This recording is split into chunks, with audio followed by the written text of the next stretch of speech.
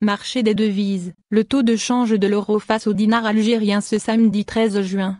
Alors qu'il est resté relativement stable dans les transactions du marché noir, l'euro continue de flamber sur le marché officiel.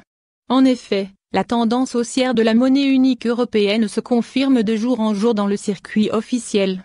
Elle est échangée à 145,70 dinars ce samedi 13 juin et bat, ainsi, un nouveau record.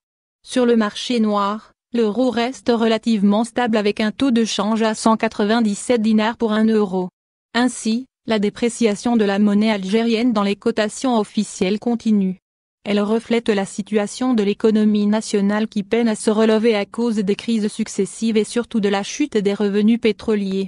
Cette tendance révèle aussi la volonté du gouvernement de dévaloriser le dinar, afin de juguler les déficits budgétaires et gonfler ainsi les revenus de l'État. En effet, la valeur du dinar dans le circuit officiel est une des prérogatives de la Banque d'Algérie. Cette dernière gère le taux de change en fonction de la situation monétaire et financière du pays et surtout des orientations du gouvernement. Stagnation sur le marché noir. La valeur du dinar reste relativement stable sur le marché noir des devises.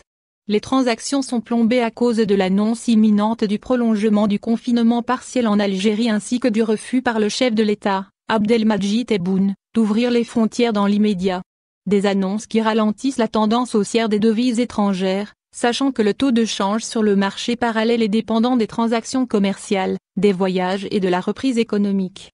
Des paramètres qui font que la demande sur les devises augmente.